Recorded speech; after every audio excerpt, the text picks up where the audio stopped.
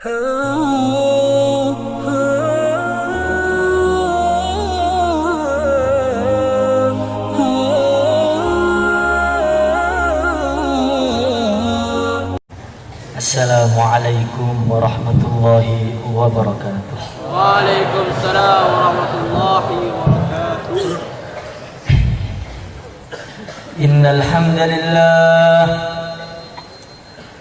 Innal hamdalillah nasta'inuhu wa nastaghfiruhu wa nu'minu bihi wa natawakkalu alayhi wa na'udzu bihi min shururi anfusina wa min sayyiati a'malina. من يهده الله فلا مضل له ومن يضلله فلا هادي له. أشهد أن لا إله إلا الله وحده لا شريك له وأشهد أن سيدنا ومولانا وحبيبنا محمدا عبده ورسوله.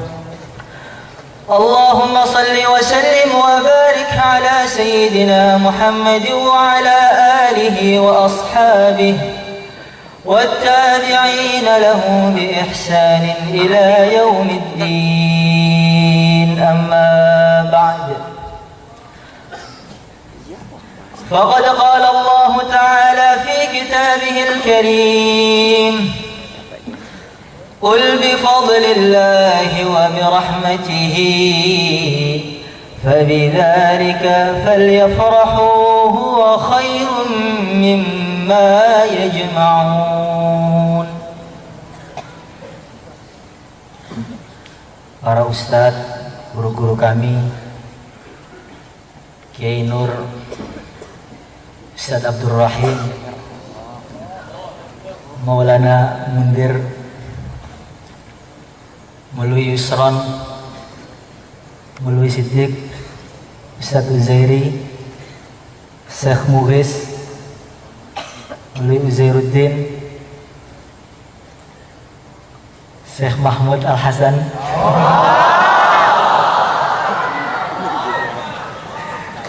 Ustadz Barli, akramakumullah, rahimakumullah, azzakumullah.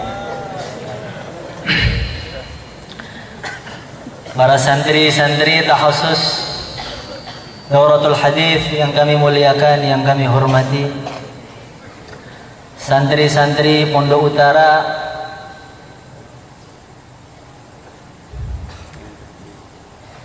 akramakumullah, rahimakumullah. Kata Ustadz Badri tadi, yang tercinta.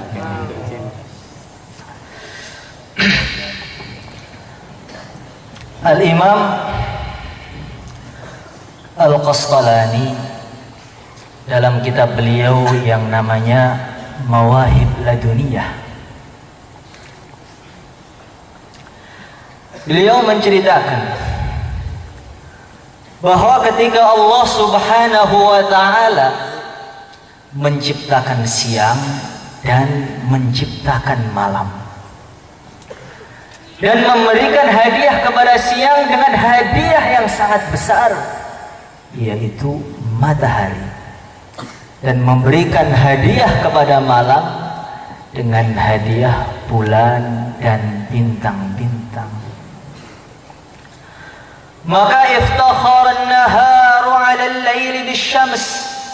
Siang hari ini begitu gembira, begitu bahagia, begitu senang sekali.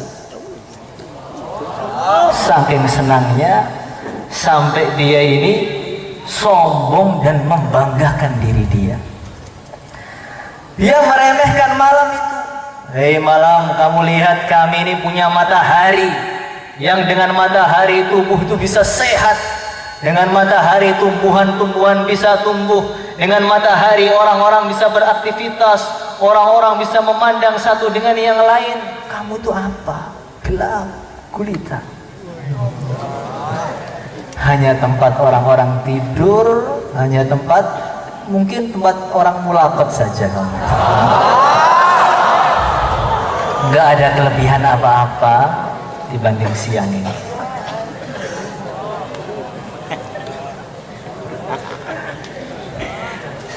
Faqila lahu la taftakhir in kanat syamsud dunya tashruqu fik fasayaruju syamsul wujudi fil layli ila as-sama. Wahai siang, sekarang kamu boleh merasa bangga. Sekarang kamu boleh merasa bangga dengan sinarmu, dengan mataharimu. Sekarang kamu boleh merasa menang. Tapi suatu saat nanti kamu akan kalah telak.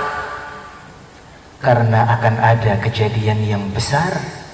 Akan ada kejadian yang dikenang sepanjang sejarah, yang akan ditulis dengan tinta-tinta emas, yang akan dibaca oleh seluruh dunia, yaitu perjalanan dari matahari, dari segala perkara yang wujud, sinar yang lebih terang daripada segala cahaya, nur yang lebih terang daripada segala nur, akan berjalan dari bumi menuju ke langit di malam hari.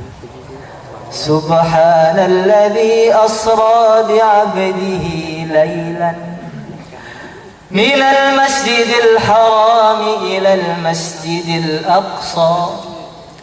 Maha suci zat yang telah menjalankan hambanya laylan, di malam hari. Maka para ulama mereka mengatakan, apa hikmahnya? Kenapa Nabi itu ke langit di malam hari? Kenapa enggak di pagi hari yang udaranya segar?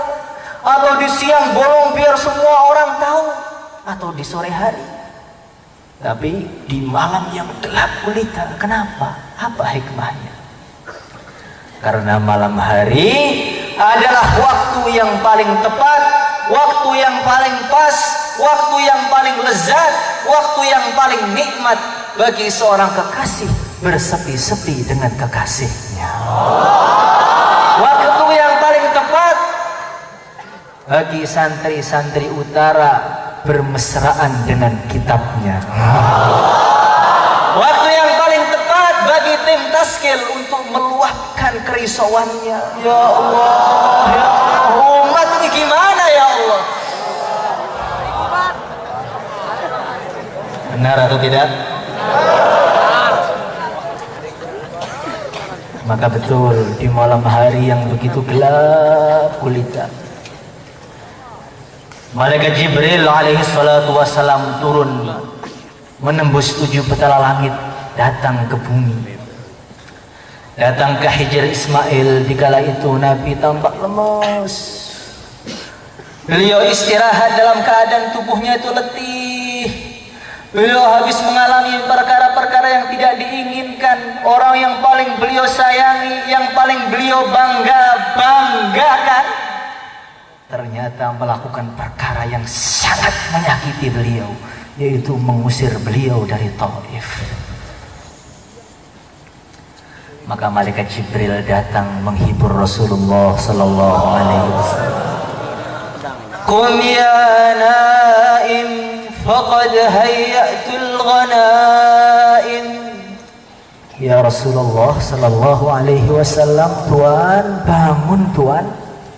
Hari ini bukan hari sedih. Hari ini bukan hari sakit hati. Hari ini bukan hari kecewa. Hari ini hari bahagia. Hari ini adalah hari yang paling menggembirakan. Hari ini adalah hari yang paling menyenangkan. Karena Tuhan semesta alam, Allah subhanahu wa ta'ala jalla jalaluhu, memanggil Tuhan untuk sowan kepada Allah subhanahu wa ta'ala. Maka hatinya Nabi ini begitu berkecamuk antara cinta dan khawatir, antara rindu dan takut bercampur menjadi satu. Ya Jibril, Al-Karim yad'uni ilaihi ya Jibril, fama alladhi yaf'alu bi? Wahai Jibril, Zat yang maha mulia, Zat yang maha agung, Zat yang maha kaya, Zat yang maha perkasa memanggilku. Wahai Jibril, benar memanggilku. Kira-kira apa yang Allah akan lakukan kepada saya? Kira-kira apa yang Allah akan berbuat kepada aku? Kira-kira hadiah apa atau perbuatan apa yang harus saya lakukan, yang akan dilakukan kepada saya, wahai Jibril? Maka malaikat Jibril alaihi salatu wassalam beliau menjawab, liyaghfira laqallahu ma taqaddama min dhanbika wa ma ta'akhkhar. Ya Rasulullah sallallahu alaihi wasallam, banyak hadiah yang sudah disiapkan yang saya sendiri tidak tahu apa itu hadiahnya. Salah satunya yang saya ketahui, engkau akan diampuni dosa engkau yang telah lalu, dosa engkau yang akan datang, dan engkau ini memang seorang hamba yang tidak mungkin berbuat dosa. Ketika Nabi mendengar ini, apa jawaban beliau? Apa kira-kira jawaban beliau? Ternyata beliau ini teringat kepada kita. Ya Jibril, hadha li ya Jibril, fama li ayali, fama li atfali, fama li ummati. Ya Jibril, hadiah yang besar ini kan untuk saya, wahai Jibril. Terus hadiah apa yang Allah berikan untuk umatku? Hadiah apa yang Allah akan berikan untuk para sahabat-sahabatku? Hadiah apa yang Allah akan berikan kepada umat akhir zaman? Hadiah apa yang Allah berikan kepada santri-santri Pondok Utara yang duduk di sini? Nabi sudah teringat kepada kita 1400 tahun yang lalu.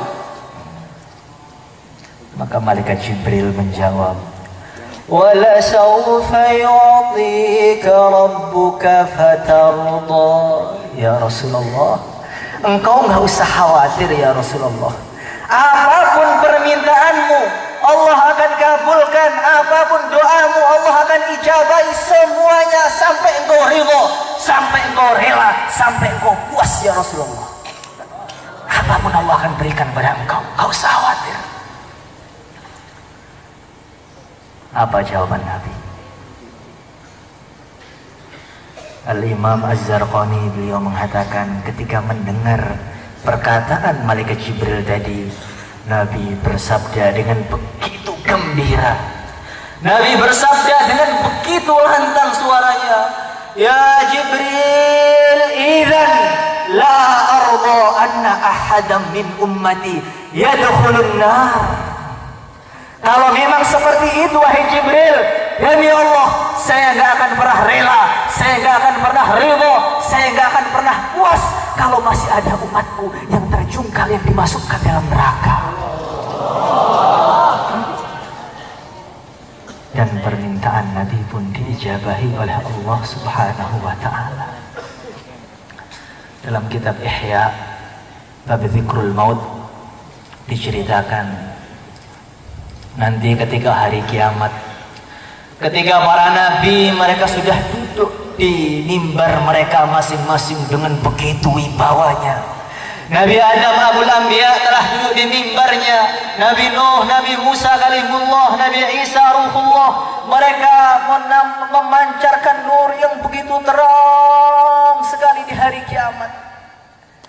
Di saat itu mimbar yang terbaik, mimbar yang paling indah, mimbarnya Rasulullah Sallallahu Alaihi Wasallam tidak ada isinya. Beliau tidak ada di mimbarnya. Beliau mengatakan, di saat nabi-nabi mereka sudah tinggal di mimbar mereka masing-masing, saat itu saya tidak mau menempati mimbarku karena saya khawatir kalau saya hanya duduk saja di mimbarku, kemudian Allah persilahkan saya masuk surga, sedangkan umatku masih kesusahan dihisab di sana. Ummati, ummati, ummati. Maka Allah Subhanahu wa ta'ala berfirman, wa ma turidu an asna'a bi ummatika ya Muhammad. Apa yang kamu inginkan dariku untuk umatmu wahai Muhammad? Kamu ingin apa untuk umatmu wahai Muhammad? Ajil hisabahum ya Allah, ajil hisabahum ya Allah. Lekaskan hisab untuk umatku ya Allah, cepatkan hisab untuk mereka. Jangan kau lama-lamakan hisab untuk mereka. Saya begitu sayang dengan mereka, kasihan dengan mereka ini ya Allah. Allah pun mengijabahi permintaan Rasulullah Sallallahu Alaihi Wasallam. Beliau mensyafaati umatnya, dipungut satu persatu, Diambil, disafaati lagi, disafaati lagi, disafaati lagi, sampai beliau bersabda, inni la ashfa'u yawmal qiyamah liakthara mimma ala wajhil ardi min hajarin wa madar. Saking banyaknya syafaatku pada hari kiamat, hingga jumlah syafaatku saat itu lebih banyak daripada jumlah batu-batu di atas muka bumi. Ketika beliau mengsafaati, malaikat Malik, penjaga neraka yang begitu wibawa, yang suaranya itu begitu menggelegar, yang tidak pernah senyum, yang semua orang menatapnya akan keder, akan gemetar, akan pingsan. Malaikat Malik tadi berteriak dengan suara yang begitu keras sekali, ya Muhammad, ma taraktun nar li ghadabi rabbika fi ummatika min baqiyatin.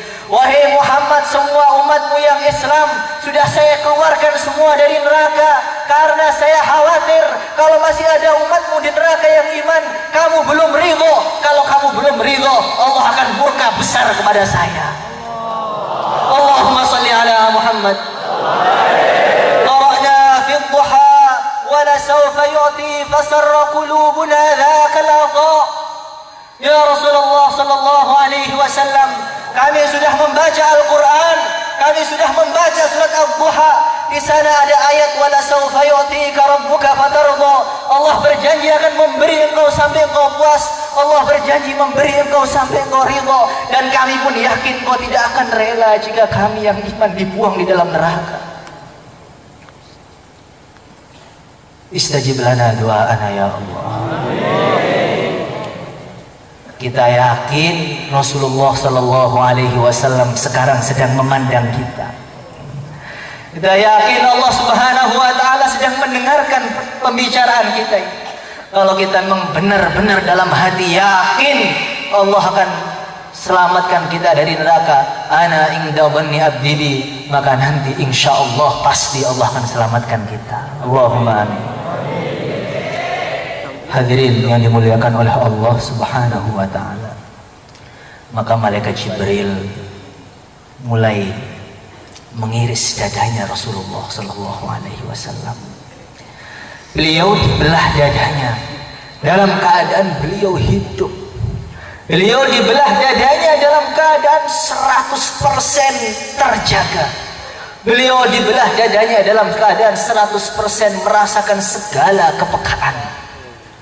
Sehingga dalam satu riwayat ketika beliau dibelah dadanya, beliau begitu kesakitan sampai wajahnya memucat, sampai kulitnya memutih pucat, seakan-akan nyawa beliau sudah dicabut saat itu.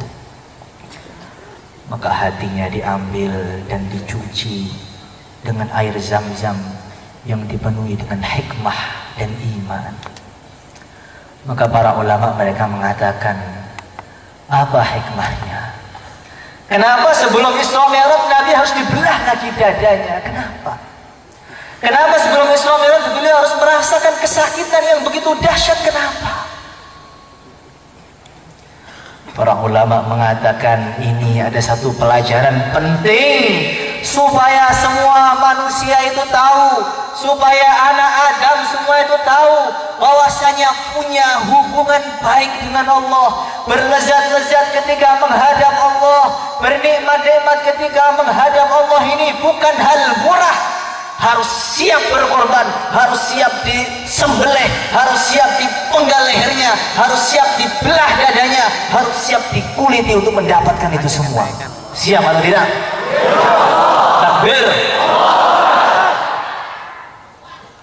Hubungan dengan makhluk saja, yang makhluk ini serba terbatas segala-galanya, serba terbatas, ketampanannya terbatas, kecantikannya terbatas, perbuatan baiknya pun sangat terbatas.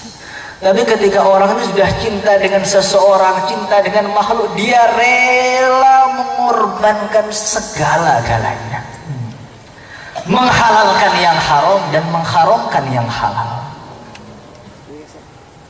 Dia rela mengorbankan harga dirinya yang begitu mahal demi hanya untuk mendapatkan senyumannya. Dia sudah mengorbankan muruahnya, mengorbankan image-nya hanya demi berbicara satu kata, dua kata dengan dia. Betul atau tidak? Itulah namanya buta. Lau qila li majnuni Laila awaslaha turidu amid dunya wa ma fi qawayaha laqala ghubarun min turabin 'alaiha ahabbu ila nafsi wa ashfa li balwaha. Kalau Koes orang yang gila dengan Laila, kamu tanya, "Hei Koes, kamu milih mana? Berduaan dengan Laila malam ini, mulakot dengan Laila malam ini, atau kamu diberi dunia dengan segala isinya?" Maka Koes ini akan menjawab dengan begitu tegas, "Apa? Pertanyaan kamu itu salah.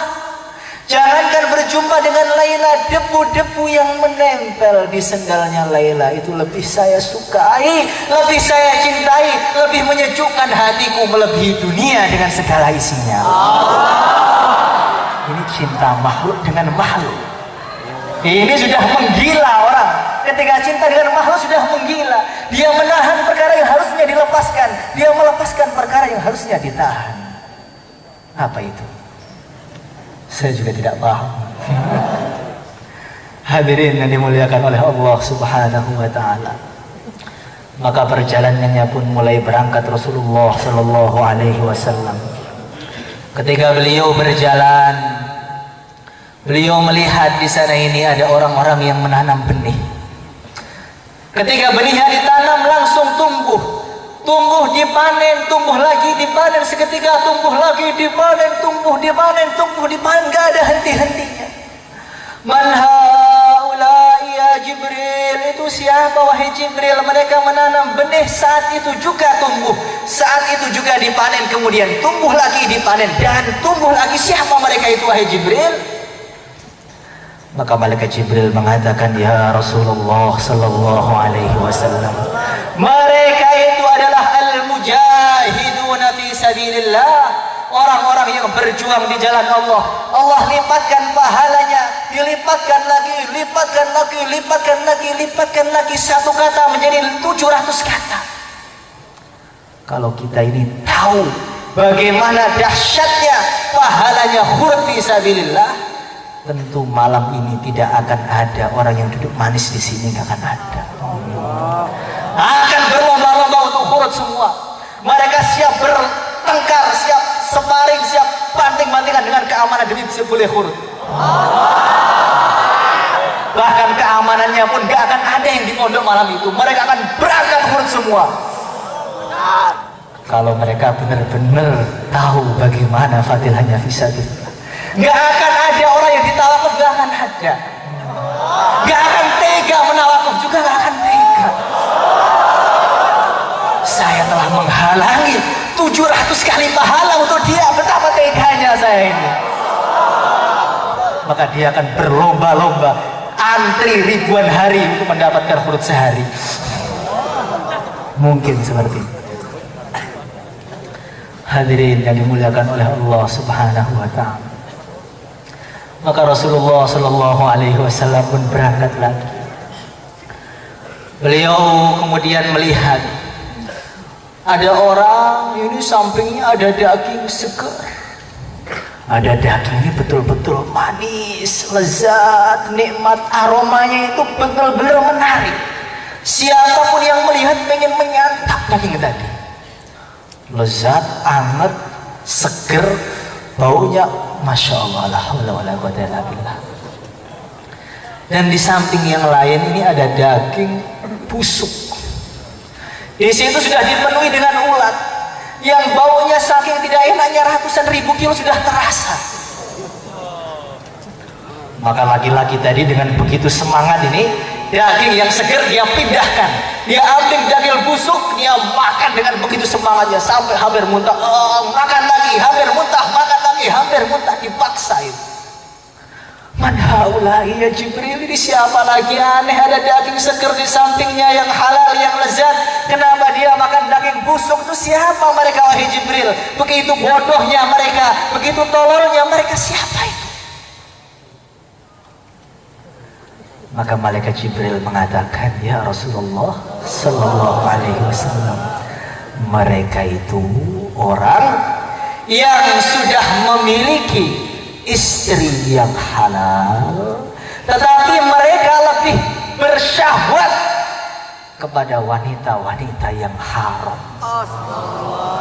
Mereka lebih berhasrat kepada orang-orang yang tidak seharusnya berhasrat kepada mereka. Mereka lebih mencintai orang-orang yang tidak seharusnya dicintai. Mereka lebih perhatian kepada orang-orang yang tidak seharusnya perhatian. Benar atau tidak? Itu seperti orang ada daging yang seger tapi melahap daging busuk di sampingnya. Inna lillahi wa inna ilaihi raji'un. Na'udzubillahi min dzalik. Maka beliau pun berjalan lagi. Ada kejadian yang lebih mengenaskan lagi. Ada orang-orang, dia ini mengulurkan lidahnya. Ketika lidahnya sudah keluar, dia potong dengan begitu kesakitan. Setelah dipotong habis, dia nggak puas, ganti bibirnya mereka potong. Keluar lidah, baru lagi dipotong lagi. Nggak puas, bibirnya potong lagi. Keluar lagi, begitu kesakitan potong. Man haula'i ya Jibril, ini siapa orang yang menyiksa dirinya sendiri, ini siapa? Maka malaikat Jibril pun mengatakan, ya Rasulullah sallallahu alaihi wasallam, hum khutba'ul fitnah. Mereka itu para pembicara yang dari pembicaraan tadi timbullah fitnah di mana-mana. Dari pembicaraannya orang jadi bertengkar satu dengan yang lain. Dari pembicaraannya orang bunuh-bunuhan satu dengan yang lain. Orang saling membenci, orang saling memalingkan wajahnya hanya karena pembicaraan mereka. Maka lidahnya sebagai sumber dari segala kemaksiatan, Allah potong lidahnya itu. Maka para ulama mereka mengatakan, kok seperti itu, kenapa? Mereka itu adalah orang-orang yang belum waktunya berbicara tapi berbicara. Orang-orang yang sudah membahas hadis dengan begitu detail, dengan begitu dalam, padahal belum lulus dauratul hadis. Orang-orang sudah berani mengatakan sahih, hasan, dhaif, padahal belum mendapatkan stempel dari kamar sana itu, takhasus hadis. Orang-orang sudah berani mengatakan ini halal, ini haram, sedangkan dia belum bukan lulusan minhaj. Kok umdahnya nggak ada, Pak ya? Umdah itu melebihi segala-galanya. Kurikulum yang harusnya diselesaikan oleh orang-orang minhaj 2 tahun, mereka selesaikan 1 tahun. Kitab minhaj yang sudah semua itu dirapatkan, mereka begitu cantik, begitu cerdas sekali. Makanya mufti-mufti yang sebenarnya itu mufti-mufti umdah itu. Mufti-mufti yang sedang dipandang sebelah mata. Hadirin yang dimuliakan oleh Allah Subhanahu wa ta'ala. Maka Rasulullah sallallahu alaihi wasallam beliau pun mulai naik ke langit. Di langit sana begitu ramai sekali. Pintu-pintu tertutup rapat. Tapi karena aura yang ada dalam diri Rasulullah sallallahu alaihi wasallam, karena nur yang ada dalam diri Rasulullah sallallahu alaihi wasallam, kullu baitin anta sakinuhu laisa muhtajan ila suruji wa maridin anta aiduhu qad atahu Allahu bil farji. Saking terangnya auranya Nabi ini sampai cahayanya itu menembus langit, sehingga malaikat penjaga langit dari dalam itu sudah terasa. Man hadza, siapa di luar? Jibril. Wa man ma'ak, siapa samping kamu itu? Ada cahaya yang merudupkan langit pertama. Siapa dia itu? Rasulullah sallallahu alaihi wasallam. Maka di langit beliau naik dan naik. Di sana beliau berjumpa dengan malaikat-malaikat yang begitu aneh dan ajaib. Beliau berjumpa dengan malaikat yang separuh tubuhnya ini terbuat dari es. Separuh tubuhnya terbuat dari api. Yang mana api tadi tidak melelehkan es tersebut. Dan es tidak memadamkan api. Setiap hari mereka berdoa mengadahkan tangannya.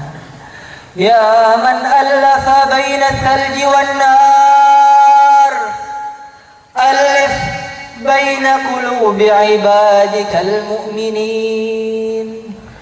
Ya Allah, wahai Zat yang mampu merukunkan, yang mampu mengumpulkan antara es dan api dalam satu tempat, satukanlah hati orang-orang iman yang sekarang sedang berpecah belah ini. Makanya cerita ini diambil sebagai motivasi bagi orang-orang yang cintanya bertepuk sebelah tangan. Orang-orang yang cintanya bertepuk sebelah tangan, ngelamar, ditolak, di sana nggak mau, di sini nggak mau. Yang mau pun nggak sesuai. Mereka mengatakan kalau Allah Subhanahu wa ta'ala mampu mengumpulkan antara es dan api dalam satu tempat, maka Allah juga mampu mengumpulkan antara aku dan dia. Benar atau tidak? Gak ada kata mustahil, benar? Apa salahnya mencoba? Hadirin yang dimuliakan oleh Allah Subhanahu wa ta'ala, di langit beliau bertemu Nabi Adam, bertemu Nabi Isa dan nabi-nabi yang lain. Maka para ulama mengatakan, kenapa Nabi ini gak berjumpa dengan semua Nabi di atas sana? Hanya beberapa Nabi, kenapa? Apa hikmahnya? Mereka mengatakan, memang umat Muhammad ini amalannya akan mengikuti umat sebelumnya. Tetapi umat Muhammad ini akan sangat mengikuti umatnya nabi-nabi yang ditemui oleh Rasulullah ketika Isra Mi'raj itu. Apa amalan umat mereka? Salah satunya di Nawadir kalangan Imam Qulyubi itu diceritakan ketika Nabi Allah Isa alaihi salatu wassalam beliau berjalan, beliau melihat seorang laki-laki ini nangis. Kayaknya udah nangisnya itu betul-betul dari hati, bukan nangis-nangis biasa, bukan nangis asli, pakai sot, nangis ya Allah di pinggir kuburan. Maka Nabi Isa tanya, Kang, ada apa sih, kenapa kamu nangis seperti itu? Badanmu kurus, kamu pucat, kamu mikirin siapa? Hah? Sedang galau, mikir siapa? Maka dia mengatakan, ya Nabi Allah Isa alaihi salatu wassalam, saya ini punya satu kekasih istri saya yang sudah cintanya itu kami cinta sehidup semati, sehidup lagi semati lagi. Cinta dunia, cinta akhirat. Kami sudah membuat ikatan yang diikat pakai rantai-rantai emas. Ini cinta suci, bukan cinta terlarang ini. Ini cinta suci yang direstui. Tapi dia sekarang sudah meninggal, tapi saya nggak mati-mati. Bagaimana ini? Karena Nabi Isa mengatakan, mau saya hidupkan? Mau ya Nabi Allah, mau banget. Mau banget, ikut saya balik. Mau. Nggak bagi banget. Maka langsung ditunjukkan Nabi Isa kuburannya. Langsung muncul itu dari kuburan Ternyata seorang laki-laki. Ternyata seorang laki-laki yang tubuhnya itu hitam, rambutnya keriting, keluar dari telinganya api, keluar dari hidungnya api, dari mulutnya api. Begitu mengerikan sekali, seakan-akan setan. Dia keluar mengatakan asyhadu an la ilaha illallah wa anna Isa Rasulullah. Nggak bisa kaget. Ini suamimu, ini istrimu. Bukan ya Nabi Allah, bukan, salah kuburan, masa saya LGBT sih, bukan. Saya nggak seperti itu, saya bukan. Saya nggak selera dengan laki-laki saya. Pria itu punya selera, betul apa enggak?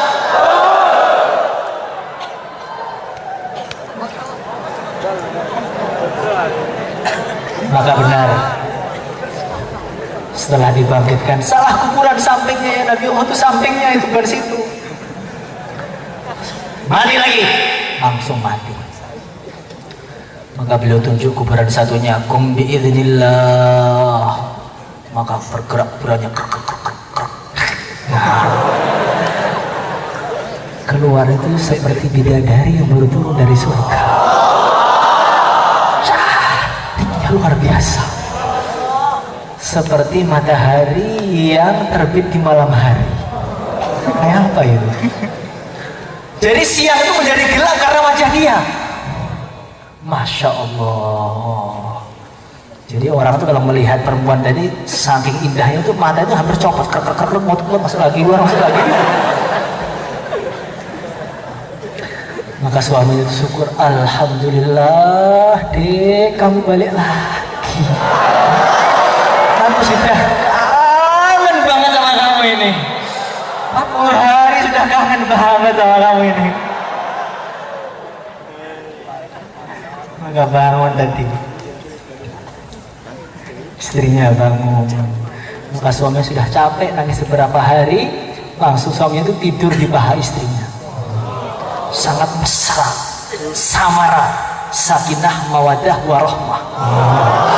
Sudah menjadi keluarga yang betul-betul sakinah, mawadah, warahmah. Sambil dicari kutunya suaminya. Indah. Tengah-tengah duduk mesra seperti itu, suaminya ketiduran, nggak tahu mimpi apa dia. Di saat ketiduran tiba-tiba datang seorang pangeran yang tampannya itu masya Allah, la haula wala quwata illa billah, luar biasa tampannya itu, menggunakan kuda yang sangat indah, yang sangat tegap. Masya Allah, ketika berjalan ini gak bisa kedip perempuannya itu. Ma hadza basyara in hadza illa malakun karim. Ini bukan manusia, tampan sekali. Dari mana dia ini? Pakai baju merah, benar-benar menarik semua hati yang memandang. Jadi ketika melihat dia itu, hati itu seperti tembaga yang kena api, langsung leleh, kelepek-kelepek temannya itu. Gak mampu berdiri lagi, lemes langsung. Betapa indahnya dirimu. Mungkin seperti itu. Ini bayar ngawur ya? Salah sendiri disuruh. Kemudian ketika memandang wajahnya pangeran tadi, itu cintanya kepada suami itu mulai luntur, padam sampai hilang, gak tersisa sama sekali. Setelah gak sisa, bukan hanya tidak cinta, benci ke suaminya. Dipegang kepalanya, dibuang kepalanya. Siapa kamu tuh? Buang. Dikejar, pangeran, nikahi aku, katanya. Dikejar pangerannya, suaminya kaget, istriku, pangeranku, istriku, pangeranku, istriku. Terus kejar-kejar mereka bertiga itu. Semakin ku kejar, semakin kau jauh. Tak pernah letih untuk mendapatkanmu. Maaf. Begini adanya, begini. Sampai mereka bertiga itu kumpul. Masya Allah. "Hei pangeran, kamu nikahi saya." "Oh, kamu sudah punya suami gitu loh." "Enggak, siapa, nggak kenal dia orang mana itu." "Masa suami saya bentuknya kayak begitu?" "Masa suami saya agak gemuk gitu?" "Enggak lah."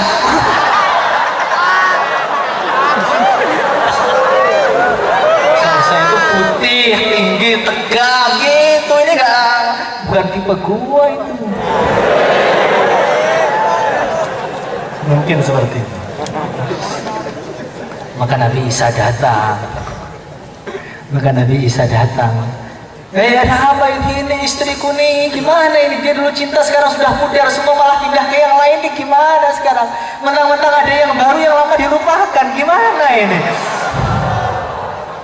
Gak ada kenangan lagi. Maka dia mengatakan pokoknya, "Enggak, siapa sih kamu, siapa? Gak kenal semua saya ini. Sama Nabi Isa juga enggak." Maka Nabi Isa mati lagi, langsung mati. Nabi Isa bersabda, kalau orang ingin tahu ada orang yang dulunya kafir, mati dalam keadaan kafir, dibangkitkan kemudian dia iman, lihatlah laki-laki yang pertama dulu. Itu matinya kafir, dibangkitkan kemudian iman. Kalau ingin lihat orang yang awalnya iman, mati dalam keadaan iman, dibangkitkan dan dia kufur, lihatlah perempuan ini. Maknanya bagaimana? Maknanya dalam umat Muhammad akan banyak terjadi sifat-sifat seperti itu.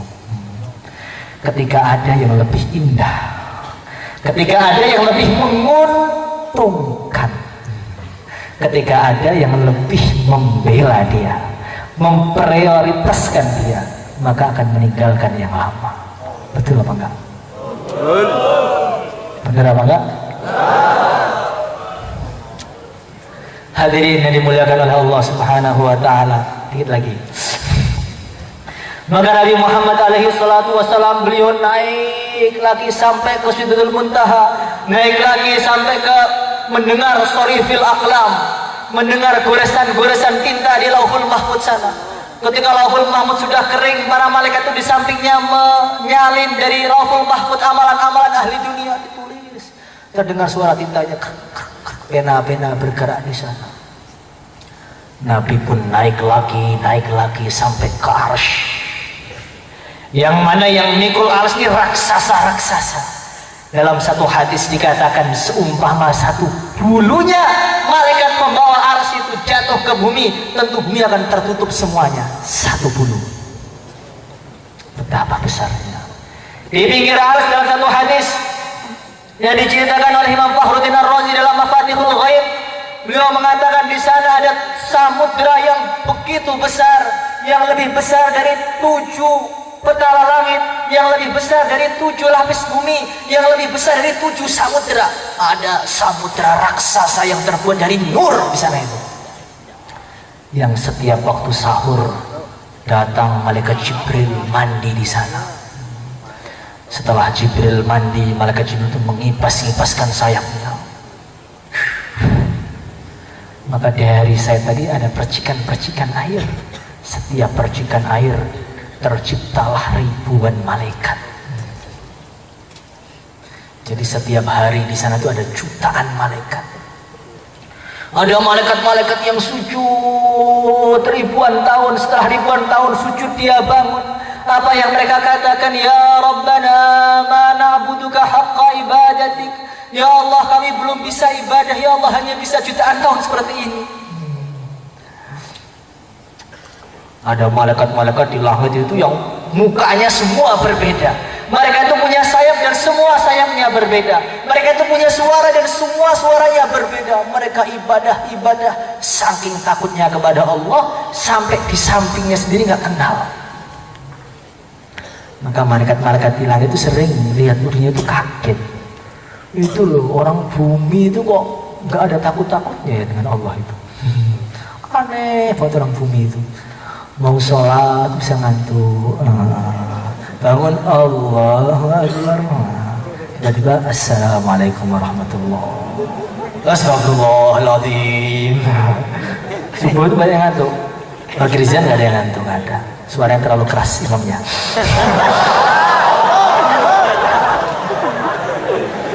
Sampai di pusat itu terdengar menggelegar suaranya itu. Maulaya sholli wa sallim daiman abada. Masya Allah, membangunkan semua orang-orang yang tidur. Jarang orang seperti itu, jarang di bumi. Harus bersyukur seperti itu.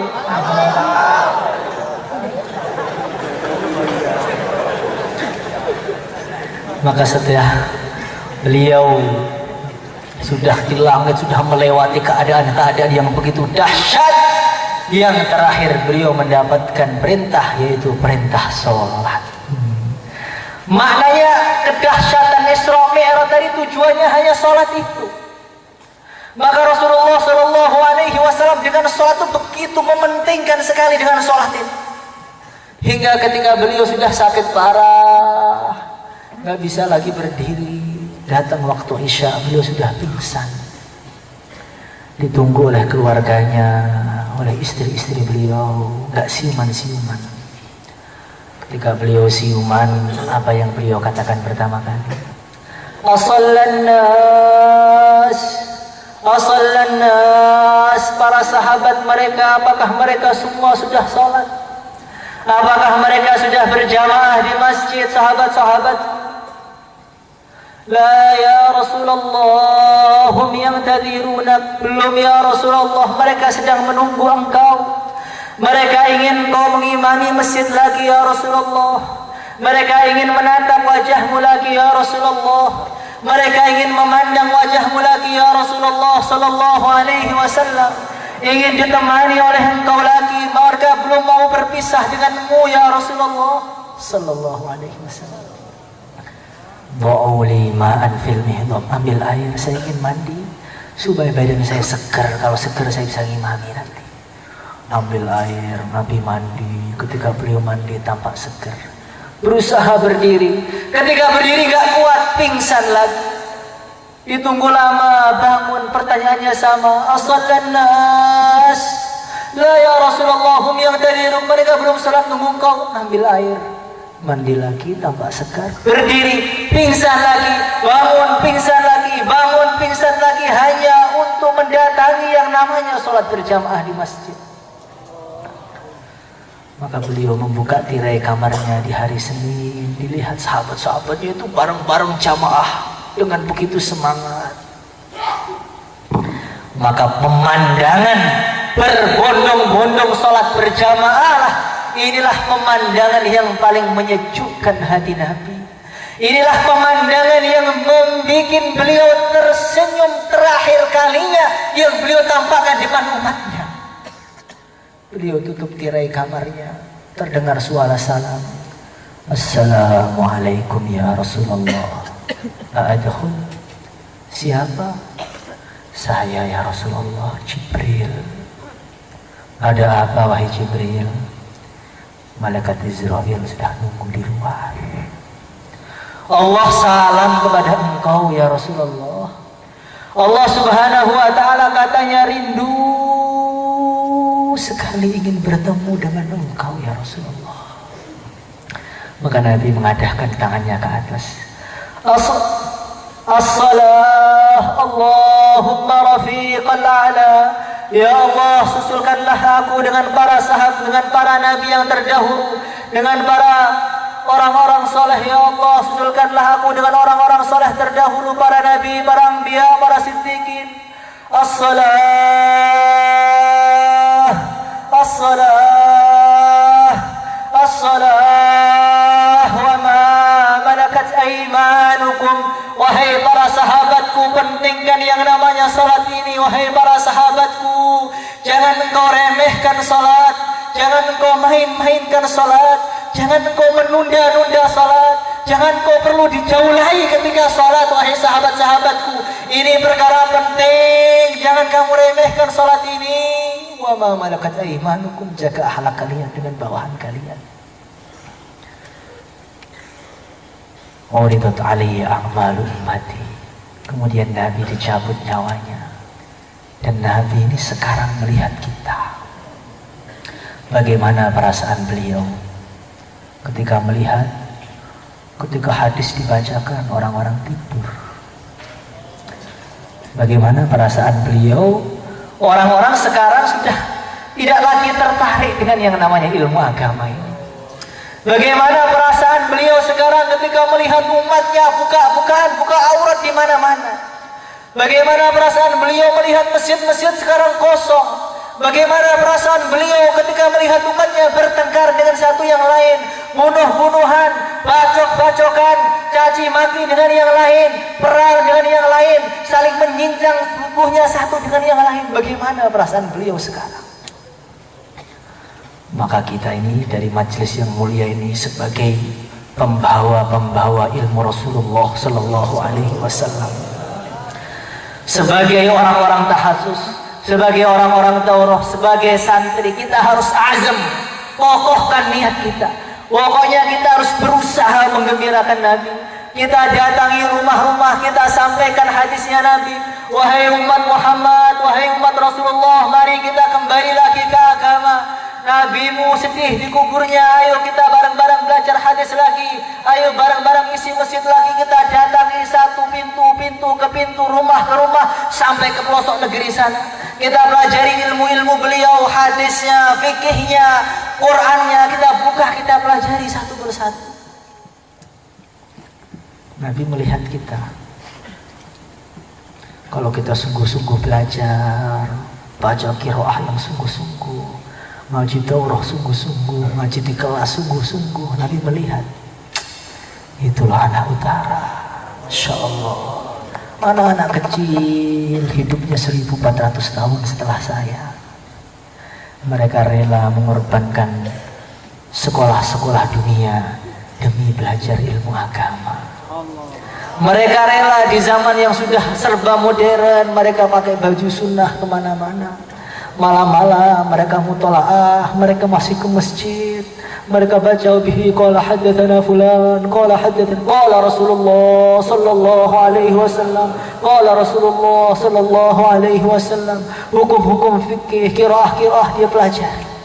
Saya benar-benar bangga dengan mereka itu. Maka nanti pada hari kiamat akan saya pegang tangannya, akan saya tuntun mereka bareng-bareng ke surga Allah Subhanahu wa taala. Allahumma taqabbal minna.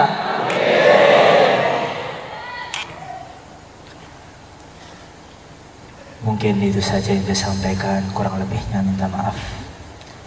Wassalamualaikum warahmatullahi wabarakatuh.